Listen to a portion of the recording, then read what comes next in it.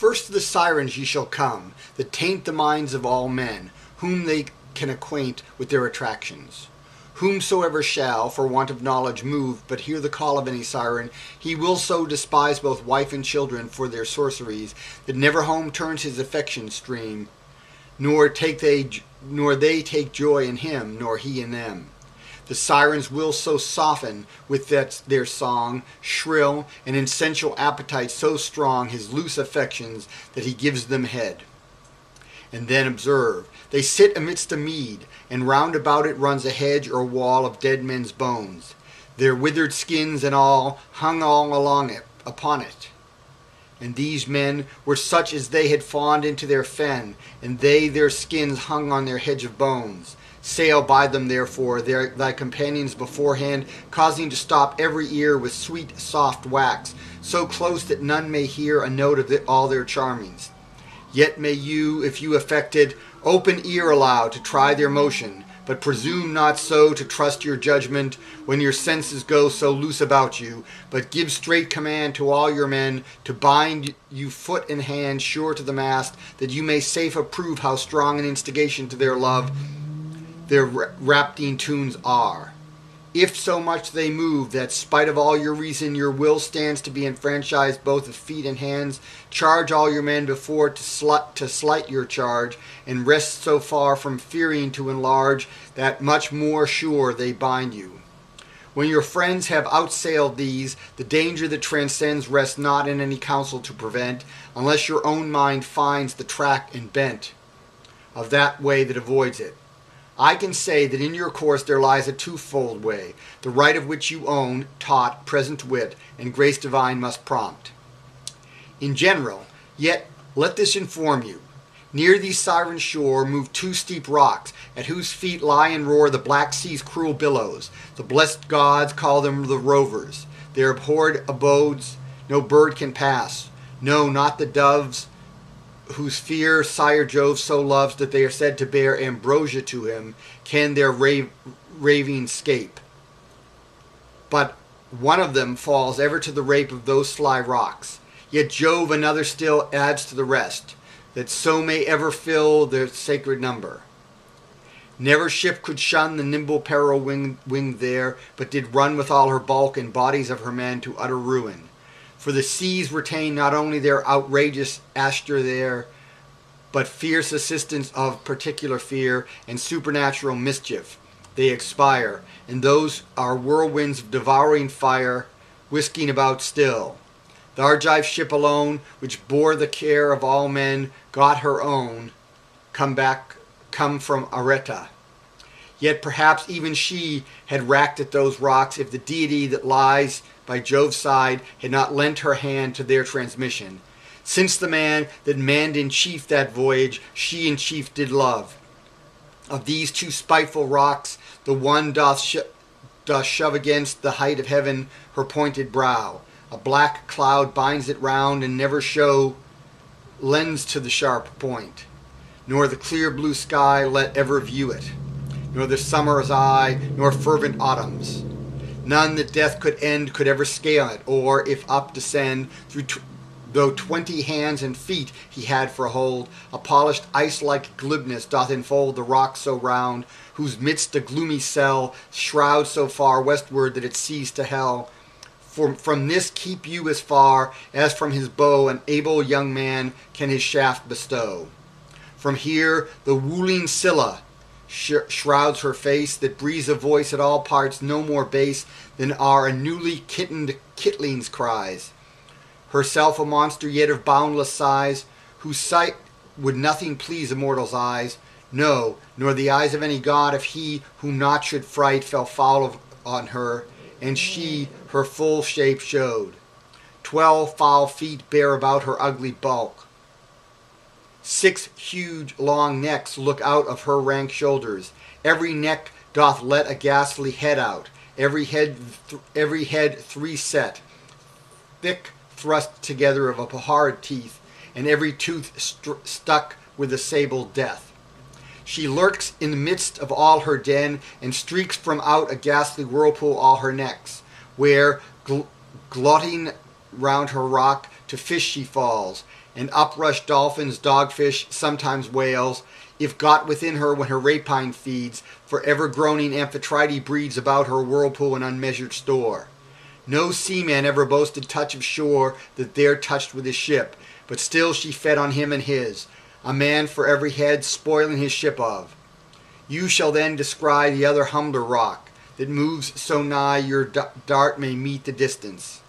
It receives a huge wild fig tree, curled with ample leaves, beneath whose shades divine Charybdis sits, supping the black deeps.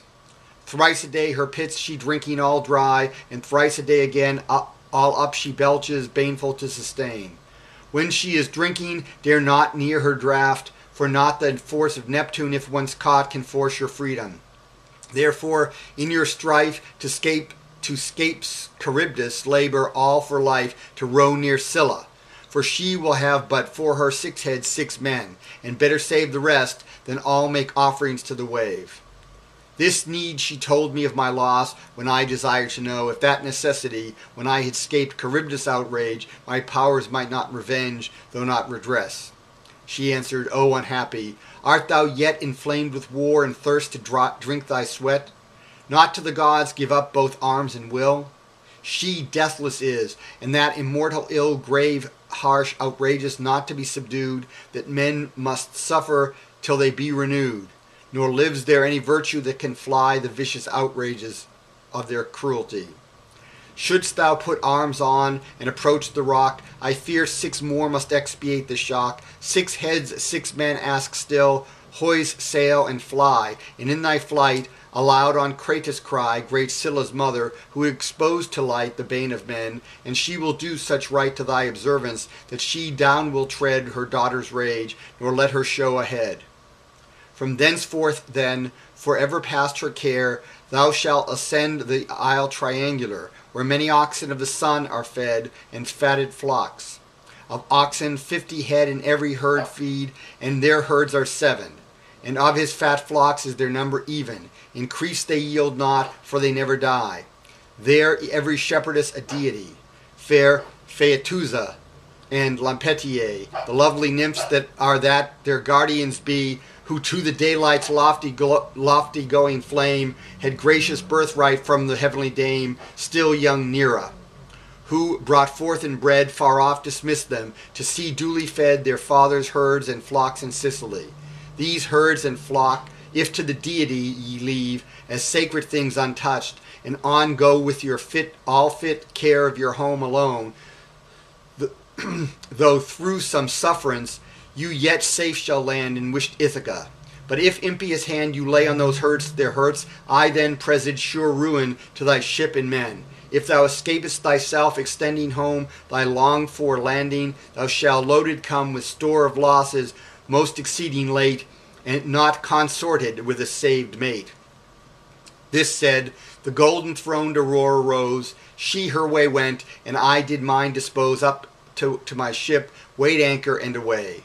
When reverend Circe helped us to convey our vessel safe by making well inclined a seaman's true companion, a forewind, with which she filled our sails, when fitting all our arms close by us, I did sadly fall to grave relation what concerned in fate my friends to know, and told them that the state of our affairs' success, which Circe had presaged to me alone, must yet be made to one nor only too known, but to all. That since their lives and death were left to fall in their elections, they might life elect, and give what would preserve it fit effect. I first informed them that we were to fly the heavenly singing Sirens' harmony, and flower-adorned meadow, and that I had charge to hear their song, but fettered fast in bands unfavored to the erected mast, from whence if I should pray or use command to be enlarged, they should with much more band contain my strugglings. This I simply told to each particular, nor would withhold what most enjoined my own affection stay, that theirs the rather might be taught to obey. In meantime flew our ships, and straight we fetched the Sirens' isle. A spleenless wind so stretched her wings to waft us, and so urged our keel. But having reached this isle, we could not feel the least gasp of it. It was stricken dead, and all the sea in prostrate slumber spread. The Sirens' devil charmed all. Up then flew my friends to work, struck sail, together drew, and under hatches stowed them, sat and plied the polished oars, and did in curls divide the white-head waters. My part then came on. A mighty waxen cake I set upon, chopped it up in fragments with my sword, and wrought with strong hand every piece, till all were soft. The great power of the sun in such a beam as then flew burning from his diadem, to liquefaction helped us. Orderly I stopped their ears, and they as fair did ply my feet and hands with cords, and to the mast with other hawsers made me soundly fast. Then they took their seat, and forth our passage strook, the foamy sea beneath their labour shook. Rode on, in reach of an erected voice, the Sirens soon took note, without our noise, tuned those sweet accents that made charm so strong, and these learned numbers made the Siren song. Come here, thou worthy of a world of praise, that dost so high the Grecian glory raise. Ulysses, stay thy ship, and that song hear that none passed ever, but it bent his ear, but left him ravished, and instructed more by us than any ever heard before. For we know all things whatsoever were in wide Troy laboured, whatsoever there the Grecians and the Trojans both sustained, by those high issues that the gods ordained, and whatsoever all the earth can show, to inform a knowledge of desert, we know.